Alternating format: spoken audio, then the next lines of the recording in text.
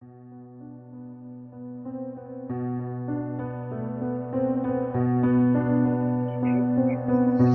in 2011, I moved into a house with my wife Isabella. We were expecting a baby in November, so we had to make sure everything was right. We met with the estate agent, who greeted us with what seemed like a very happy face, as if we'd be gone for ages. He shook my hand and took us to the house. When we arrived, the house looked very modern. It was luxury.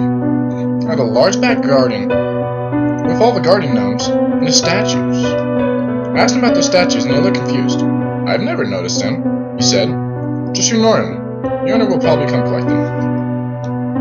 I walked to the front door and noticed something off. A pigeon in the house. It made a nest in the front room and had the house look very disturbing and old. My wife, being a very strange woman, told me that pigeons in the house were a bad omen. I spoke with the estate agent and asked if we can check the other two houses we wanted to look at. With the house, I noticed one of the statues moved his hand from his face. It had a blank expression. I couldn't look long as the estate agent nudged me to move onward as they came out of the door. I walked away and checked the other two houses. The second houses looked better. I could actually see into the windows, as the previous ones had the blinds down. I could already see a mirror and a golden cup on the sideboard. I had high hopes for his house. We opened the front door and noticed one of the statues in the garden again, but I paid no attention to it. We went upstairs to the master bedroom. My wife sat on the bed, laying on to test it. She said it was comfy. "I'll buy it," I said. Sure," the real estate agent said, sounding shocked.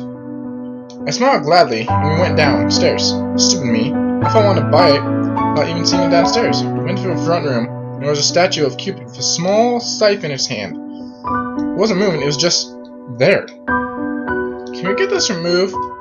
My wife doesn't like it, I asked.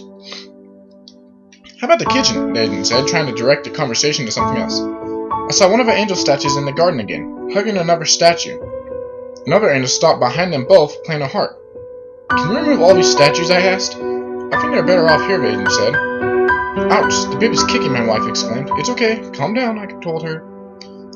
I looked back up to see the statues hugging each other, both standing up. The other statue was looking at us. I looked behind me to see the Cupid statue had moved. I looked back. The angels got closer and said to Cupid, "What the hell is happening?" I yelled. I turned to find one of the statues right in front of Isabella. I had his eyes fixed on her. I took Isabella by the hand and ran out of the house. I noticed the real estate agent had disappeared, so I shakily dialed his phone number. He didn't respond. I ran to the streets and saw the angels chasing us. 2 years later, I'm now living happily with my wife.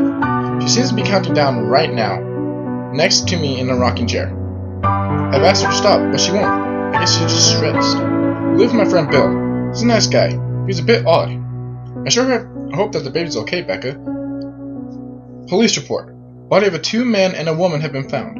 Investigation on Tadley Street will close down the entire city. A strange killer is on the loose, it seems. Stay indoors, lock up, and keep your expensive things out of sight.